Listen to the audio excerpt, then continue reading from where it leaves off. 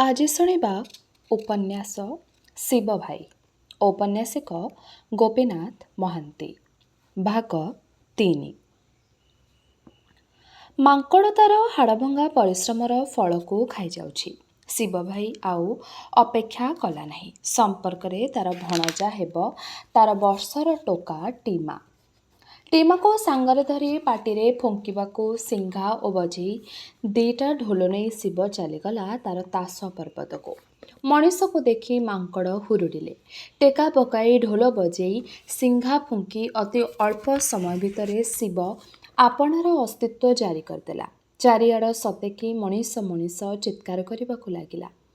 କେବଳ ମାଙ୍କଡ଼ ପଳେଇବା ଦେଖି ଶିବ ସନ୍ତୁଷ୍ଟ ରହିପାରିଲା ନାହିଁ। ହରଡ଼ କ୍ଷେତ ଭିତରେ ଅନ୍ଦି କନ୍ଦି ଖୋଜି ଖୋଜି ବୁଲିଲା। କାରଣ ସେ ଜାଣେ ମାଙ୍କଡ଼ ମଣିଷ ପରି ଚତୁର। ଗଛ ତଳେ ଗୋଲେଇ ପଡ଼ି ଛପି ରହିଥିବ ମଣିଷ ପିଠି ବୁଲେଇ ଦେଲେ ପୁଣି ଖାଇବାକୁ ଆରମ୍ଭ କରିବ। ଖୋଜୁ ଖୋଜୁ ଆହୁରି ଭିତରକୁ ଟିମା ପାଟି କଲା, ମାମୁଁ ଚାଲିଆ। କାହିଁ କୁଆଡ଼େ ଗଲୁ? ମୁଁ ଏକୁଟିଆ ପଡ଼ିଗଲି ଯେ। କୁଆଡ଼େ ଗଲୁ ମାମୁଁ? କାହିଁ ତୁ ଦିଶୁନାହୁଁ? ଟିମା ପାହାଡ଼ ତଳେ ରହିଛି। ଠିକ୍ ପାହାଡ଼ର ଢାଲୁ ତଳେ। ଉପରକୁ ଅନାଇ କାଉଁଳି ହେଉଛି। ବଡ଼ ହେଲେ ସେ ବି ତ ଏକୁଟିଆ ହେଇ ପର୍ବତରେ ଚଢ଼ିବ, ବଣ ହାଣିବ, ତାସ କରିବ, ତାସ ଜଗିବ। ଆଜିଠୁ ଏମିତି ଛାନିଆ ହେଲେ ଆଉ ଶିଖିବ କେବେ? ଶିବ ଭାବିଲା। ଉପରକୁ ରଡ଼ି ଛାଡ଼ିଲା। ଟିକିଏ ରହିଥା, ଏତେ କଅଁଳ ହରଡ଼ ଛୁଇଁ ତୋ ପାଇଁ ଛିଣ୍ଡେଇ ଛିଣ୍ଡେଇ ନେଉଛି, ଭାରି ବଡ଼ ଭାରି କଅଁଳ। ଟିକିଏ ଦମ୍ଭ ଧରି ଠିଆ ହେଇଥା, ମୁଁ ଯାଉଛି। ଛାଇ ଲେଉଟି ଗଲାଣି। ଏଥର ସୂର୍ଯ୍ୟାସ୍ତ। ଉପରୁ କାନ୍ଦୁ ଲବଣ ଭିତରୁ ମାମୁଁର ଢୋଲବଜା ଶବ୍ଦ ଶୁଭୁଛି। ହେଇ ଶୁଭୁ ଶୁଭୁ ବନ୍ଦ ହୋଇଗଲା। ହା ହାଏ ହେ ହେ, ହି ହେ ହେ ହେ। ମାମୁଁ କୁହାଟ ମାରୁଛି। ବେଶୀ ଦୂରରେ ନାହିଁ। ଠିକ୍ ଏଇ ଢାଲୁର ତାଳୁରେ, ଯଦିଚ ତା ମୁହଁଟା ଦିଶୁନାହିଁ। ଛାଇଗୁଡ଼ାକ କେଡ଼େ ଲମ୍ବା ଲମ୍ବା ହୋଇଗଲାଣି। ପଶ୍ଚିମ ଦିଗଟା କେଡ଼େ ଲାଲ। ବଣରେ ସବୁ ନୂଆ ନୂଆ ଦିଶୁଛି। କେତେ କଥା ଉଜ୍ଜ୍ୱଳ ସୂର୍ଯ୍ୟ ଆଲୁଅରେ ଦିଶୁନଥିଲା। ଯେପରିକି ଆଉଟି ହୋଇ ଖରା ଧାସରେ ମିଶି ଯାଇଥିଲା। ଅଥଚ ଲମ୍ବା ଛାଇବେଳର ଏଇ ସୂର୍ଯ୍ୟାସ୍ତ ସମୟରେ ସେ ଦିଶୁଛି ପରିଷ୍କାର। ଟିମା ସେ ସୂର୍ଯ୍ୟାସ୍ତର ଦୃଶ୍ୟ ଦେଖିବାରେ ହିଁ ବ୍ୟସ୍ତ ଥିଲା। ହଠାତ୍ ତାର ନିଘା ପଡ଼ିଲା ଏକ ପ୍ରକାଣ୍ଡ ମହାବଳ ବାଘ କରପଟିଆ ବଣରୁ ବାହାରି ପଡ଼ି ତାର ମୁଣ୍ଡ ଉପରେ ପାହାଡ଼ ମଝିରେ ଏକ ଲଣ୍ଡା ପଥର ଉପରେ ଠିଆ ହୋଇ ଚାରିଆଡ଼କୁ ନିଘା କରିବାକୁ ଲାଗିଲା। ଗଛ ଉହାଡ଼ରେ ଲଟେଇ ପଡ଼ି ଟିମା ଅନେଇ ରହିଲା ସେଇ ମହାବଳକୁ। କି ସୁନ୍ଦର! ପୁଣି କି ଭୟାନକ! ମହାବଳ ପବନରେ ନାକ ଗେଞ୍ଜି ଦେଇ ଚାରିଆଡ଼କୁ ଅନାଇ ଅନାଇ ଦୃଶ୍ୟ ଉପଭୋଗ କରୁଛି ଓ ଖବର ନେଉଛି। ଆକାଶର ରକ୍ତ ପରି ନାଲି ଚହଟି ଯାଇଛି। ବାଘର ଲକ୍ଷ୍ୟ ନାହିଁ ତଳକୁ। ଅନାଇ ଅନାଇ ଟିମା ଆଶ୍ୱସ୍ତ ହେଲା ବାଘ ତାର ସନ୍ଧାନ ପାଇନାହିଁ। କିନ୍ତୁ ମାମୁଁର? କୁଦାଟାଏ ମାରି ମହାବଳ କାନ୍ଦୁଲ ବଣ ଭିତରେ ଅଦୃଶ୍ୟ ହେଲା। ମାମୁଁ, ବାଘ ଗଲା। ବାହାରି ଆସ ମାମୁଁ, ବାଘ ଗଲା। ବହୁତ ସାହସରେ ବୋବାଳି ଛାଡ଼ିଦେଇ ଟିମା ବୁଦାଗହଳି ଭିତରେ ଛପି ରହି ଅପେକ୍ଷା କଲା। ହଠାତ୍ କାନ୍ଦୁଲ ବଣ ଭିତରେ ଠାଏ ଅତି ଜୋରରେ ହଲି ଉଠିଲା। କେଁ କରି ଗୋଟାଏ ଶବ୍ଦ, ଆଉ କିଛି ନାହିଁ। ମାମୁଁ, ମାମୁଁ। ସ୍ୱର ଶବ୍ଦ ନାହିଁ। ଟିମା ପିଲା ଭେଇକିନା କାନ୍ଦି ପକାଇଲା। କାନ୍ଦ କାନ୍ଦ ଏକ ମୁହଁ ହୋଇ ଗାଁକୁ ଦୌଡ଼ି ପଳାଇଲା। ମୁହଁ ସଞ୍ଜବେଳେ ଗାଁରେ ଖବର ଦେଲା, ଅପା ନାହିଁ, ଯାଇଛି ରାୟଗଡ଼ା। ଚାହୁଁ ଚାହୁଁ ଅନ୍ଧାର ଘୋଟିଗଲା। ଶିବର ସ୍ତ୍ରୀ ମୁକ୍ତା ଗଡ଼ି ଗଡ଼ି ମୁଣ୍ଡ କୋଡ଼ି ହୋଇ କାନ୍ଦୁଛି। ତା ସହିତ ଚନ୍ଦ୍ରମା ଆଉ ସେ ନୂଆ ଟୋକିଟି। ଗାଁର ଆଉ କେତୋଟି ସ୍ତ୍ରୀଲୋକ। ଗାଁ ଲୋକ ଦାଣ୍ଡରେ ଗଦା ହୋଇ ହାୟ ହାୟ କରୁଛନ୍ତି। ଶିବ ଭାଇକୁ ବାଘ ଖାଇଛି। ପ୍ରାୟ ସେତିକିବେଳେ ରାୟଗଡ଼ାରେ ପ୍ରଜାପତିଟି ଜଳିଯାଇଛି। ଚୁପଚାପ ହୋଇ ବସି ରହିଛନ୍ତି ସମସ୍ତେ। ସାମ୍ନାରେ ଏହି କାହାର ଅନ୍त्यେଷ୍ଟିକ୍ରିୟା ସଦ୍ୟ ସମାପ୍ତ ହୋଇସାରିଛି। ତାର ଦେହଟା ଥିଲା ଆଉ ନାହିଁ। ଧିମେଇ ଧିମେଇ ଟିକି ଚିତାଟି ନିଭି ନିଭି ଆସୁଛି। ହେଲାଣି ନାଲି। ଆଖି ଯେତେ ଦୂର ଯାଉଛି କି ନ ଯାଉଛି ସେପରି କିଛି ପଡ଼ି ରହିଛି ବାଲି କାକର ବାଲି। ତା ଉପରେ ଅନ୍ଧାର ଲଦି ହେଉଛି। ନିଭି ଆସିଲା ଚିତାର ଫିକା ନାଲି। ଯେପରିକି ସେହି ବିସ୍ତୃତିର କ୍ଷତ ଚିହ୍ନ, ସେହି ମହାନିଦ୍ରାର ଯୋଗପଥ। ଆଖିରେ ନାଲି ଝଟୁଛି। ନାଲି ନାଲି ନାଲି। ଚାରିଆଡ଼େ ନିଆଁ ଜଳି ଜଳି ପାଉଁଶ ହୋଇ ଝଡ଼ି ପଡ଼ିବ ସବୁ ରୂପ, ସବୁ ଛବି। କେବଳ ଢେଉ ଢେଉକା ବାଲି ଉପରେ ଅନ୍ଧାରି ବିସ୍ତୃତି। ଆଉ କେଉଁଆଡ଼କୁ ନିଘା ନଥିଲା କାହାରି। କେତେବେଳେ ପେଟ୍ରୋମାକ୍ସ ଆଲୁଅଟା ଧକ୍ ଧକ୍ ହୋଇ ତା ଉପର ବାଟେ ନିଆଁ ଉଠିଲାଣି। ନିଆଁ ନିଭି ଭିତରର ମେଣ୍ଟାଲ ହେଲାଣି ନାଲିଆ। ପୁଣି ସେ ନାଲି ମଧ୍ୟ ଛାଡ଼ି ଛାଡ଼ି ଆଲୁଅକୁ ଲିଭାଇ ଗଲାଣି। ଶେଷ ଆଡ଼କୁ ସମସ୍ତେ ଚମକି ପଡ଼ିଲେ। ଆରେ ଏ କ'ଣ? ଆଲୁଅଟା ନିଭିଗଲା ଯେ। ବେହେରାଏ ହୋ ନାରାୟଣ ବେହେରା, ଆସିଲ ଟିକିଏ ଲଣ୍ଠନଟା ଦେଇଗଲ, ଆଉ ଏ ପେଟ୍ରୋମାକ୍ସକୁ ଟିକିଏ ଲଗେଇ ଆଣ। ମଣିଷର ଦୃଷ୍ଟି ଆପଣା ମନ ଗହୀରରୁ ଆହୁରି ଉପର ଆଡ଼କୁ ଉଠି ଆସିଛି। ଏଥର ସେହି ପ୍ରଜାପତି ବିଷୟରେ ଚର୍ଚ୍ଚା, ଅର୍ଥାତ୍ ପ୍ରଜାପତି ପ୍ରତି ରହି ହାଉଲେ ହାଉଲେ ବର୍ତ୍ତମାନ ଉପରେ ହିଁ ଚର୍ଚ୍ଚା। ଭାରି ସୁନ୍ଦର ପ୍ରଜାପତି। ଏଡ଼େ ବଡ଼ ପ୍ରଜାପତି କେହି କେବେ ଦେଖିନଥିଲୁ। ବଡ଼ଟାଏ। କେମିତି ମଣିଷ ପରି ସେ ଅନାଇଥିଲା। କୁଆଡ଼ୁ ଆସିଲା? କୁଆଡ଼େ ଯାଉଥିଲା? ନା, ତାର ଗତିପଥରେ ସେ ଠିକ୍ ଚାଲିଛି ହିଁ ଅଦ୍ୟାପି। କେବଳ ଆଖି ମିଜା ତାର ରୂପ ବଦଳିଛି। ଅପା କହିଲେ, ସେ ମାୟା କାଟିବାକୁ କାୟା ବଦଳାଇଛି। କାହିଁକି ଏପରି ସେ କହିଲେ?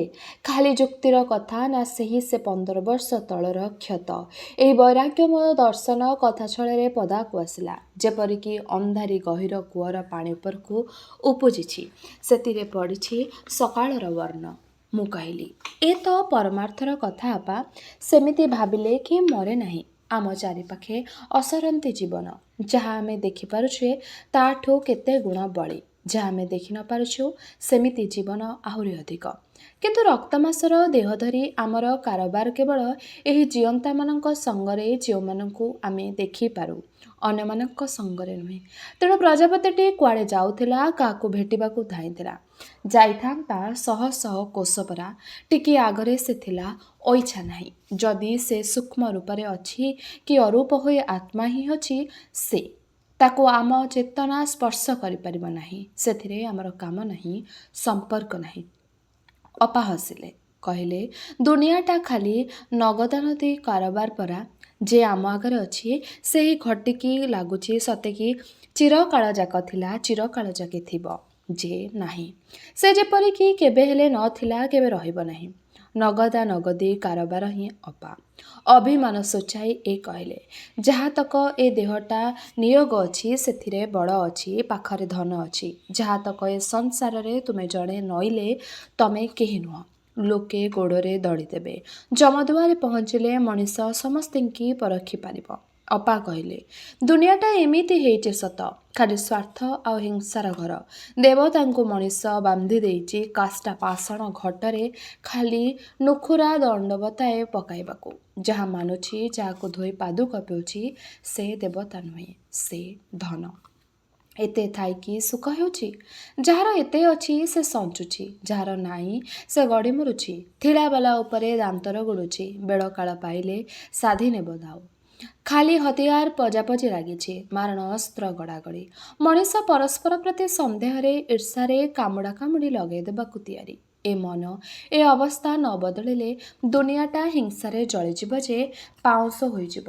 ଏବର ଜୀବନ ତ ଟୋକାଟୋକିଙ୍କୁ ବି ବୋଝ ଲାଗୁଛି। ସେମାନେ ବଞ୍ଚିବାକୁ ଚାହାନ୍ତି ନାହିଁ। ଦୀର୍ଘଶ୍ୱାସ ପକାଇ ଏ କହିଲେ, ସଂସାର କହିଲେ ମୋର ମନେ ପଡ଼େ ଅପା ସେହି ଗୁଡ଼ାକ। ଯେତେବେଳେ କଟକରେ ବେମାର ହୋଇ ପଡ଼ିଥିଲି, ମହାପୁରୁଷ ସତେକି ଚିଆଁ ଦେଇ ଦେଇ ଚିହ୍ନେଇ ଦେଉଥିଲେ, ଏ ସଂସାର ତାକୁ ଦେଖିନି। ଏମିତି ପରା ତୁ ସ୍ନେହରେ ଭାସିଯାଉ, ଲୋକଙ୍କୁ ଏତେ ଭଲ ପାଉ। ୟାରି ନା ସେବା, ୟାରି ନା ସ୍ନେହ, ୟାରି ନା ବନ୍ଧୁ କୁଟୁମ୍ବ। ଚିକିତ୍ସା ଘରେ ରାତିରେ ପଡ଼ି ପଡ଼ି ଦେଖୁଥିଲି ବୁଲା କୁକୁର ଆମ ଖଟ ତଳେ ବୁଲି ବୁଲି ଆଲମାରିରୁ ପାଉଁରୁଟି ଓଟାରି ଓଟାରି ଖାଉଥିଲେ। ତଳେ ପଡ଼ିଥିବା ପ୍ରସୂତିଙ୍କ ଶେଯରୁ ପିଲାଙ୍କ କାନପଟା ଓଟାରୁଥିଲେ। ଓଃ, କି ଭୟଙ୍କର! ମୋର ତ ସେତେବେଳେ ଏଡ଼େ ନିରକ୍ତିଆ ଦେହ ଯେ ହାତଟା ଟେକିଲେ ବି କାଟୁଥିଲା। ସକାଳୁ ନର୍ସ ଦେଖେଇ ଦେଲା, ପାଇଖାନାକୁ ଯା। ଗୁରୁଣ୍ଡି ଗୁରୁଣ୍ଡି ଖଣ୍ଡେ ବାଟ ଯାଇ ଲାଗିଲା ପ୍ରାଣ ଛାଡ଼ିଯିବ, ଛାତି କ'ଣ ହେଇଯାଉଛି, ଓଠ ଶୁଖିଯାଉଛି। ଭାବିଲି ମରିବି ତ ମରିବି, ପାଇଖାନାରେ କାହିଁକି? ଘୁଷୁରି ଘୁଷୁରି ଖଟକୁ ଫେରିଲି। ଡାକ୍ତର ଡାକି ପଠାଇଲି। ଡାକ୍ତର କ'ଣ ପାଖରେ? ଏ ପାଇଲେ ଜଣେ ଟୋକା ଡାକ୍ତରକୁ। କେତେ ନେହୁରି ହେଲେ। କହିଲେ, ଟିକିଏ ଆସନ୍ତୁ, ରୋଗୀଟା କ'ଣ ହେଇଯିବ କାଳେ। ଡାକ୍ତର ଜମା ହଲିଲା ବି ନାହିଁ। କହିଲା, ଯାହା ହୋଇଗଲେ ମୁଁ କ'ଣ କରିବି? ସେ ମୋ ଦାୟିତ୍ୱ ନୁହେଁ। ଏକା ଘର ହେଲେ କ'ଣ ହେଲା? ଡାହାଣ ପାଖ ଖଟରେ ଯେଉଁ ରୋଗୀ ଅଛନ୍ତି, ମୁଁ ସିନା ତାଙ୍କୁ ଦେଖିବି। ବାଁ ପାଖ ଖଟରେ ଯେଉଁ ରୋଗୀ, ସେଥିପାଇଁ ଭିନ୍ନ ଡାକ୍ତର ଅଛନ୍ତି। ମୁଁ କାହିଁକି ସେ ରୋଗୀଙ୍କୁ ଦେଖିବାକୁ ଯିବି? ଘଣ୍ଟାଏ ପରେ ବଡ଼ ଡାକ୍ତରାଣୀ ଆସି ପହଞ୍ଚିଲେ। ଦିନକୁ ଥରେ ଲେଖା ସେ ବୁଲି ଆସି ଯାଆନ୍ତି। 3 ଦିନ ରହିସାରିଥାଏ। ପହିଲି ଥରକେ ସେ ମୋ ଛାତିରେ ତାଙ୍କ ଛାତି ପରଖାନିର ଚକତି ଲଗେଇଦେଲେ। କହିଲେ, ଆପଣ ଭାରି ଦୁର୍ବଳ ଅଛନ୍ତି, କିନ୍ତୁ ଆପଣ ଯାଆନ୍ତୁ ବାହାରି। ଅନ୍ୟ ରୋଗୀ ଏ ଖଟକୁ ଆସିବେ। ମୁଁ ବି କହିଲି, ମୁଁ ଏଠି ଦଣ୍ଡେ ରହିବି ନାହିଁ। ମରିବି ତ ଘରେ କାହିଁକି ନ ମରିବି? ଏଠିଟାରେ କାହିଁକି ମରିବି? ଯେଉଁଠି ବୁଲା କୁକୁର କନା ଘୋଷରାରେ ଘର ଚଟାଣରେ ଗାର ପଡ଼ିଛି, ଯେ ଏ ଡାକ୍ତର ଗାର ଡେଇ ସେ ପାଖକୁ ଯିବ ନାହିଁ। ସୂତି ଚାକର ନେଇ ଫେରି ଆସିଲି। ବସାରେ ଖଟରେ ପଡ଼ି ରହିଲି 7 ମାସ। ସେଠି ବି ଦେଖିଲି ଡାକ୍ତର ସେମାନେ ଭିନ୍ନ ପ୍ରକାର। ପଇସା କଉଡ଼ିକୁ ଆଶା ନାହିଁ। ଖାଲି ଲାଗି ପଡ଼ିଥାନ୍ତି କେମିତି ମୋତେ ବଞ୍ଚେଇବେ। ପଡ଼ିଥାଏ ଏକୁଟିଆ। ମନ ଖୋଜୁଥାଏ ଯାହାକୁ ଆପଣାର ବୋଲି ମଣିଥିଲି। ବଳ ଥିଲା ବେଳେ ଯାହାଙ୍କ ପାଇଁ କରିଥିଲି, କୁଆଡ଼େ ଗଲେ ସେମାନେ? ସମସ୍ତଙ୍କର ଏକାବେଳେ ଯେମିତି କି ମନେ ପଡ଼ିଲା। କିଏ ଚାଲିଗଲେ ତାସ ଗାଁକୁ, କିଏ ବି 15 ଦିନରେ ଥରେ ଲେଖାଏଁ ମୋତେ ଦେଖିବାକୁ ଆସିଲେ। କାଳେ ସେମାନେ ନ ଆଇଲେ ବୋଲି ମୁଁ ପଦେ କହିବି। ତେବେ ଲୋକେ କ'ଣ ଆଇଲେ ନାହିଁ? ଆଇଲେ। ଯାହା ସଙ୍ଗରେ ତମର କିଛି ସ୍ୱାର୍ଥ ନଥିବ, ସେହିମାନେ ତମର ଦୁଃଖ ଦେଖି ଛାଁକୁ ଛାଏଁ ଆସି ସ୍ନେହର ଆଦର ଅଜାଡ଼ି ପକାନ୍ତି। ସାମ୍ନାରେ ଥିଲା ରାଣ୍ଡି ଦୁଃଖୀ ଛେଟି ମାଇପେଟି ସଖୀ ମା। ବଳେ ବଳେ ଆସି ରାନ୍ଧି ବାଡ଼ି ଦିଏ, କାମ କରିଦିଏ। ଧାଇଁ ଆସନ୍ତି କେତେ ସ୍ନେହୀ ପରିବାରର, କିଏ ମୁଣ୍ଡ ବାନ୍ଧିଦିଏ, କିଏ ଫଳରସ ଚୁପୁଡ଼ି ଦିଏ। ସବୁବେଳେ ଜଗିଥାନ୍ତି 80 ବରଷର ଜଣେ ଦାଦା। ସତେକି ମୁଁ ତାଙ୍କର କେଉଁ ଜନ୍ମର ଝିଅ? ସେତେବେଳେ ଦେଖିଛି ଏ ସଂସାରରେ ଅନାଦର ଥାଉ ପଛେ ସ୍ନେହ ଅଛି ପ୍ରଚୁର। ପଡ଼ି ପଡ଼ି ଦିନ ଗଣୁଥିଲି, କେବେ ସରିବ ଯନ୍ତ୍ରଣା? ମରିଗଲେ ତରିଯାଆନ୍ତି। କୁଆଁର ପୁନେଇ ରାତି ହୋଇଥାଏ। ମୁଁ ତ ଖଟରୁ ଉଠି ପାରୁନଥାଏ। ଏ କ'ଣ କଲେ ନା, ଦର୍ପଣକୁ ଦର୍ପଣ ଦେଖାଇ ଚନ୍ଦ୍ର ଛପି ପକାଇଲେ ଆଣି ମୋ ମୁହଁ ଆଗରେ। ବଡ଼ ଦର୍ପଣ। ଭାବିଥିବେ ପରା, ଉଠି ତ ପାରୁନାହିଁ, କାଳେ ମରିଯିବ। ଦେଖିଥାଅ ପୁନେଇ ଜହ୍ନ। ସେଥର 6 ମାସରେ ଜହ୍ନ ଦେଖିଲି, ଆକାଶ ଦେଖିଲି। ମନଟା କୁଆଡ଼େ ଭାସି ଯାଉଥାଏ। ସେତେବେଳେ ଭାବିଲି, ଏ ସଂସାରଟା କେଡ଼େ ସୁନ୍ଦର। କାହିଁକି ସୁନ୍ଦର ଭିତରେ, କୁତ୍ସିତ ସ୍ନେହ ଭିତରେ, ନିଷ୍ଠୁରତା ମଣିଷର ଅନ୍ତର ଭିତରେ ଜନ୍ମେ? ସେହି ପ୍ରଶ୍ନ ପଚାରିଛନ୍ତି ମହାପୁରୁଷମାନେ। ଅପା କହିଲେ, ସେହି ନିଷ୍ଠୁରତାକୁ, ସ୍ୱାର୍ଥପରତାକୁ, ହିଂସାକୁ ବିନାଶ କରିବାକୁ ଯୁଗେ ଯୁଗେ ସେମାନେ ଧର୍ମଯୁଦ୍ଧ ଚଳାଇ ଆସିଛନ୍ତି। ମଣିଷର ମନକୁ ଆକ୍ରମଣ କରି। ଯେ ଦେଶରେ ଯେତେ ଶାସ୍ତ୍ର ପୁରାଣ ସବୁ କହୁଛନ୍ତି, ମଣିଷକୁ ଭଲ ପାଅ, ମଣିଷର ସେବା କର, ହୃଦୟକୁ ଚିହ୍ନିଲେ ଠାକୁରଙ୍କୁ ଚିହ୍ନିବ। ଆଜି ପୁଣି ସେହି କଥା କହି କହି ଚାଲି ଚାଲି ଭାରତର ଏ ମୁଣ୍ଡ ସେ ମୁଣ୍ଡୁ ବୁଲୁଛନ୍ତି ବିନୋବା ବାବାଜୀ। କହୁଛନ୍ତି ମଣିଷକୁ ଭଲ ପାଅ। ଗାଁ ଯାକ ମିଶି ହୁଅ ଏକ ପରିବାର। ପାଣି ପବନ ଆଲୁଅ ପରି ଭୂମି ମଧ୍ୟ ଈଶ୍ୱରଙ୍କ ସୃଷ୍ଟି। ତାର ମାଲିକ, ତାର ସ୍ୱାମୀ କେହି ନୁହନ୍ତି। ଲୋକେ କେବଳ ତାର ପୁତ୍ର ହୋଇପାରନ୍ତି। ଯେ ଭୂମିର ସେବା କରିବେ, ସେଠୁ ଖାଦ୍ୟ ପାଇବେ। କହୁଛନ୍ତି ସବୁ ସମ୍ପତ୍ତି ମୋତେ ଦାନ କରିଦିଅ, ମୁଁ ସମସ୍ତଙ୍କ ଆବଶ୍ୟକ ଅନୁସାରେ ବାଣ୍ଟି ଦେବି। ମୋର ଏ ପଦଟା ଲୋପ କରିଦିଅ, ତାହେଲେ ପୃଥିବୀ ଏକ ହେବ। ମଞ୍ଚରେ ସ୍ୱର୍ଗରାଜ ଆସିବ, ବସିବ। ଆଉ ହିଂସା ରହିବ ନାହିଁ, କି ଯୁଦ୍ଧ ରହିବ ନାହିଁ, କି ଅଭାବ ରହିବ ନାହିଁ। ସମସ୍ତେ ଚୁପ୍ ହୋଇ ରହିଥିଲେ, ସାନ ପିଲା ବି। ଯେପରିକି କାହାକୁ ଅପେକ୍ଷା କିଛି ଅଛି କେଉଁ ଓଜନ ଗମ୍ଭୀର ଘଟଣାକୁ। ଆଉ ଘଟଣାର ଏପଟେ ହାଲୁକା ହୋଇ ପ୍ରଜାପତିଟିଏ ଯେ ଅଳ୍ପ କେତେ ସମୟ ହେଲା ପାଉଁଶ ହୋଇ ଝରି ପଡ଼ି ସାରିଛି। ଟିକିଏ ପରେ ଅପା କହିଲେ, କ'ଣ କହୁ କହୁ କୋଉଠି ଉଠିଲେଣି ଆମେ। ଆରମ୍ଭ ହୋଇଥିଲା ଶିବ କଥାରୁ, ଆଉ ଆସିଲେ ଏ ଯାଏ। ମୁଁ କହିଲି, ମଣିଷ କ'ଣ କହିବାକୁ ଆରମ୍ଭ କରେ, ଆଉ କହିହୁଏ କ'ଣ? ଅନ୍ୟ କାମ ପରି କଥା କହିବାଟା ବି ଗୋଟିଏ ସ୍ୱାଭାବିକ ପ୍ରକ୍ରିୟା। ଯେଉଁ ଭାବ ଯେତେବେଳେ ପ୍ରକାଶ ପାଇବାକୁ ମନ କରେ, ସେ ପ୍ରକାଶ ପାଇବ ହିଁ ପାଇବ। ବିଷୟଟା କେବଳ ଉପଲକ୍ଷ। ଅପା କହିଲେ ତାଙ୍କୁ, ଦେଖିଛୁ ତ ଶିବକୁ, ତମକୁ ସବୁ କେଡ଼େ ଭଲ ପାଏ। ଏଠୁ ଯେତେଥର ଘରକୁ ଫେରେ, ସେଇଠୁ ଗପେ କାହାଣୀ, ଖାଲି ତୁମ କଥା। ମୁଁ ସେଇଆ କହେକି ମଣିଷ ମଣିଷ ଭିତରେ ଭଲ ପାଇବଟା ଏମିତି ହୁଏ। କାହିଁକି ଶିବକନ୍ଦ, କାହିଁକି ତୁମେ, କାହିଁ ତୁମେ? କେତେ ଦିନର ବା ଚିହ୍ନା ଜଣା, ତଥାପି ସେ ତ କହେ ତମକୁ ସବୁ ସେ ଶହ ଶହ ବର୍ଷ ହେଲା ଚିହ୍ନିଛି। ଅପା ହସିଲେ। କହିଲେ, ଭାବି ଦେଖିଲେ ଲାଗିବ ଯେ ମନରୁ ଯେତେବେଳେ ସ୍ୱାର୍ଥ କଟିବ, କଳୁଷ ତୁଟିଯିବ, ସେତେବେଳେ ସମସ୍ତଙ୍କ ମନ ଏମିତି ମିଶିଯାଇପାରିବ। ପାଣି ପାଣିକି ଚିହ୍ନିଲା ପରି ଆତ୍ମା ଆତ୍ମାକୁ ଚିହ୍ନିବ। ମୁଁ କହିଲି, ତେବେ ଯାଇ ଦୁନିଆଟା ହେବ ଏକ, ସମସ୍ତେ ହେବେ ଭାଇ ଭାଇ। ଅପା କହିଲେ, ହେବେ, ଯୁଗ ଡାକୁଛି, କାହିଁକି ନ ହେବେ? ସେ କହିଲେ, ହେବ। ଛନ୍ଦ ମନ୍ଦ ନାହିଁ, ସମସ୍ତେ ସମସ୍ତଙ୍କୁ ଭଲ ପାଇବେ। ସମସ୍ତେ କହିଲେ ପୃଥିବୀ ଏକ ହେବ। ସମସ୍ତେ ହେବେ ଭାଇ ଭାଇ। ଜଣଙ୍କ ମୁହଁରୁ ଆଉ ଜଣଙ୍କ ମୁହଁକୁ ଗୋଟିଏ ଗୋଟି କରି ଅନାଇଗଲି। ଏଇ ଅପା ଘର ଛାଡ଼ିଛନ୍ତି, ପୃଥିବୀର ମଙ୍ଗଳ କରିବା ତାଙ୍କର ଏକମାତ୍ର ବ୍ରତ। ଏଇ ଗୃହ ଜଞ୍ଜାଳରେ ବାନ୍ଧି ହୋଇ ଆପଣା ସ୍ୱାମୀ ସନ୍ତାନଙ୍କ ମଙ୍ଗଳ କରିବା ତାଙ୍କର ଜୀବନର ଏକମାତ୍ର ଲକ୍ଷ୍ୟ। ପୁଣି ଆଉ ଏକ ଦୃଷ୍ଟିରୁ ଏଇ ଅପା ଯେ ଇଚ୍ଛା ନ କରି ଦୋଷ ନ କରି ପରର ରୁଚିରେ ଚାଲି ପରର ଆଇନରେ ହୋଇଥିଲେ ବିଧବା। ଇଏ ଆପଣ ଦୁଃଖ କଷ୍ଟେ ଚଳିଲେ ସୁଦ୍ଧା କାହାକୁ ଡାକ୍ତରଖାନା ଯିବାକୁ ପଡ଼ିଥିଲା ଚେତନାରେ ଚିଆଁ ରହିଯାଇଛି। ଆଉ ଏଇ ସାନ ପିଲାମାନେ ଭବିଷ୍ୟତ ଦୁନିଆର କାରିଗର। ଏମାନେ ଚେତନାରେ ଚିଆଁ ଦାଗ ଲାଗି ନାହିଁ, ଲାଗିବ ବା କେବେ? ୟାଙ୍କ ସମୟରେ ହିଁ ପୃଥିବୀ ହେବ ସ୍ୱର୍ଗ। ଯୁଗ ଯୁଗର ସାଧକମାନଙ୍କ ଆଦର୍ଶ ସତେ ସଫଳ ହେବ ୟାଙ୍କରି ସମୟରେ। ୟାଙ୍କର ହାତରେ ଯେତେବେଳେ ଯୁଦ୍ଧ ନଥିବ, ହିଂସା ନଥିବ, ମଣିଷ ଭିତରେ ବାଡ଼ ନଥିବ, ଜଣେ ଭୋଜି କଲେ ବି ଆଉ ଜଣେ ଉପାସରେ ଶୋଉନଥିବ, ସତ ହେବ ଏ ପିଲାଙ୍କ ଦିହାତିରେ। ସ୍ଥାନ କାଳ ପାତ୍ର ବଦଳି ଯାଇଥିଲା। ସେପାଖେ ସେ ନାକୁଆ ପାହାଡ଼ ଦିଶୁଛି ଯେପରି ଏକ ପ୍ରକାଣ୍ଡ ମଣିଷ ଘୋଡ଼ିପୋଡ଼ି ହୋଇ ଶୋଇ ରହି କେଉଁ ଅନାଗତର ଓଷାର ସ୍ୱପ୍ନ ଦେଖୁଛି। ତରଳି ଯାଇ ଉଡ଼ିଯାଇଥିଲା ସେ। ସାମ୍ନାରେ ସେ ସେବା ତ୍ୟାଗର ଆଦର୍ଶ ଯେଉଁଠି ସବୁ ମଣିଷ ଭାଇ ଭାଇ। ତହିଁଆର ଦିନ 3ଟା ବେଳେ ରାୟପୁରରୁ ବିଶାଖାପାଟଣା ଚାଲୁଥିବା ରେଳଗାଡ଼ି ଆସି ଚାଲିଯାଇଥାଏ। ସେହି ଗାଡ଼ିଟି ଯେଉଁଥିରେ ଦିନବେଳା ବିଷମ କଟକରୁ ଡୁମରିଗୁଡ଼ାରୁ ରାୟଗଡ଼ା ଆସିବେ। ଫାଟକ ବାଟେ ଆସୁଛନ୍ତି ଦିଶିଲା ଡୁମରିଗୁଡ଼ା ପ୍ରାଥମିକ ବିଦ୍ୟାଳୟର ଶିକ୍ଷୟିତ୍ରୀ ଶ୍ରୀମତୀ ଜେନିଫର ମେରୀ ୱାଲବରଫୋର୍ସ ୟାମିଲୁନ୍। ଚିକ୍କଣ କଳା ଖ୍ରୀଷ୍ଟିଆନ ଡମ୍ବ ଯୁବତୀ, ଘର କୋଟପାଡ଼, କୋରାପୁଟ ଜିଲ୍ଲା। ଜେନିଫର ମେରୀ ୱିଲବରଫୋର୍ସ ହ୍ୟାମିଲୁନ୍ ନାଁଟି ପରିଚୟ ଦିଏ ଏକ ବନ୍ଧୁ ସ୍ନେହୀ ବାପାଙ୍କର, ଯାହା ଯେ କାହାରି କଥା ଭାଙ୍ଗିବାକୁ ଚାହାନ୍ତି ନାହିଁ। କାଳେ କାହା ମନରେ କଷ୍ଟ ହେବ ବୋଲି ନିଜେ ସେ ଥିଲେ ବେତନଭୋଗୀ ଧର୍ମ ପ୍ରଚାରକ। ମା ଗୁରୁ ଥିଲେ କହିଲେ ସମସ୍ତେ ଜାଣନ୍ତି। ଝିଅଟିଏ ଜନ୍ମ ହେବାରୁ ମନେ ପଡ଼ିଲା 10 ବର୍ଷ ତଳେ ଦେଖିଥିବା ଖ୍ରୀଷ୍ଟିଆନ ସାହେବଙ୍କ ଝିଅର ନାଁ। ମାଥିଅ ନାଁ ଦେଲେ ଜେନିଫର, ଝିଅର ମାମୁଁ ନାଁ ଦେଲେ ମେରୀ, ନୂଆ ପାଦଳୀ ସାହେବ ଦେଲେ ଟୋକା ଲୋକ। ଦେଖିଏ ଚାହିଁ ଗୁରୁ ଝିଅର ନାଁ ଦେଲେ ୱିଲବରଫୋର୍ସ ହ୍ୟାମିଲୁନ୍। ମାଥିଅ ଦେଖିଲେ କାହା ନାଁ ରଖିବ, କାହା ନାଁ ଟିକା କାଟିବା ଅସମ୍ଭବ। ସମସ୍ୟାର ସମାଧାନ ପାଇ ସବୁଯାକ ନାଁଟିକୁ ଯୋଡ଼ିଦେଲେ। ତେଣୁ ତାର ନାଁ ଅନେକଗୁଡ଼ିଏ ନାଁର ସମ୍ମିଶ୍ରଣ, ଯେପରି ତାର ବ୍ୟକ୍ତିତ୍ୱ ମଧ୍ୟ ଅନେକଗୁଡ଼ିଏ ବ୍ୟକ୍ତିତ୍ୱର ସମ୍ମିଶ୍ରଣର ଫଳ। ଦିନକର ନୁହେଁ, ଯୁଗ ଯୁଗର। କାଲି ପରି ଲାଗୁଛି। କନ୍ଧମାନଙ୍କୁ ପାଠ ପଢ଼ାଇବା କାର୍ଯ୍ୟ କରିବା ଲାଗି ଉପସ୍ଥିତ ହେଲେ ଜେନିଫର ମେରୀ ୱିଲବରଫୋର୍ସ ହ୍ୟାମିଲୁନ୍। ସାହେବୀ ନାଁ। କୋରାପୁଟ ଦେଶର ବିଶିଷ୍ଟତା। ଯେଉଁ ଅଂଶାଂଶିଆ ଭଟାଭଙ୍ଗା ବଙ୍କାତେଢ଼ା ଓଡ଼ିଆ ଅକ୍ଷର, ସେଇଥିରେ ଲେଖା ହେଇଛି ଚେନାଏ ଧଳା କାଗଜରେ। ଦେଖା ହେଲା ଗୋଟା ସୁଦ୍ଧା ଓଡ଼ିଆ ଝିଅ, ଯାହାର ନାଁ ହୋଇ ପାରିଥାନ୍ତା କମଳା କି ସରସ୍ୱତୀ କି ହୀରାମଣି କି ଆଶାଲତା କି ଅବା ଚନ୍ଦ୍ରବଦନୀ। ଉଚ୍ଚତା 5 ଫୁଟ ତଳକୁ ପାଣି କାଢ଼ିବା ପାଇଁ, ଘରଧନ୍ଦା ତୁଲାଇବା ପାଇଁ ବଳିଲା ବଳିଲା ବାହାଦୁରଟି। ମାଉଁସିଆ ଗୋଲ ମୁହଁ, ଚିକ୍କଣ ମୁଗୁନି ପରି। ସେ ଅଧିକ ଆଶା କରେ ନାହିଁ, ନିରାଶ ହୁଏ ନାହିଁ। ଜାଣେ ବଞ୍ଚିବା ଅର୍ଥ ସହିବା। ସେ ମୁହଁରେ ଭାବାନ୍ତର ବାରି ହୁଏ ନାହିଁ।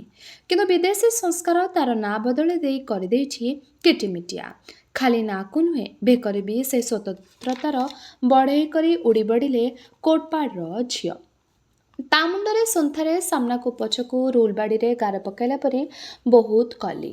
ମୁଣ୍ଡବାଳରେ ଶସ୍ତା କାଟାପର୍ଚ୍ଚାର ଗୋଲାପୀ, ସାବନା, ହଳଦିଆ ବହୁତ ପ୍ରଜାପତି ଚରୁଛନ୍ତି। ଗୋଲାପ ସାୟା ଉପରେ ଜାଲ ପରି ଶୁଆପତିଆ ଶାଢ଼ୀ। କଣ୍ଟା ବବରୁ ଗଛର ଫୁଲର ବାସ୍ନା ପରି ଏକ ଶସ୍ତା ବାସ୍ନା ତାକୁ ଢାଙ୍କି ରଖିଛି ଅଦେଖା ମେଘର ବାମ୍ଫ ପରି। ପାଦରେ ଚଟର ଚଟର ଧୋବ ଚଟି। ଚାହାଣୀ ଚଞ୍ଚଳ ଅସ୍ଥିର। ଶୁଣ ମିସ୍ ଜେନିଫର ଇଲିୟଟ ଗ୍ରାବିଏଲ ମିଲ୍ଟନ, ମୋ ନାଁ ଜେନିଫର ମେରୀ ୱିଲବରଫୋର୍ସ ହ୍ୟାମିଲନ୍ ଆଜ୍ଞା। ନାମରେ କିଛି ଯାଏ ଆସେ ନାହିଁ।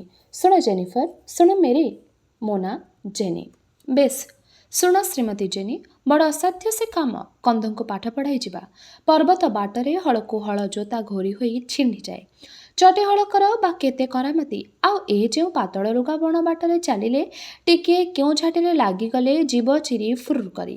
ଏ କାମରେ ସୌକ ନାହିଁ, ସୁଖ ନାହିଁ, ମଉଜ ନାହିଁ, ମଜଲିସ ନାହିଁ, କିଛି ନାହିଁ। ଏ ଏକ କଠୋର ସନ୍ନ୍ୟାସ। ତହିଁକି ତୁମର ଏ କଅଁଳ ବୟସ ମନରେ କେତେ ଘରକରଣା ଆଶା ସ୍ୱପ୍ନ।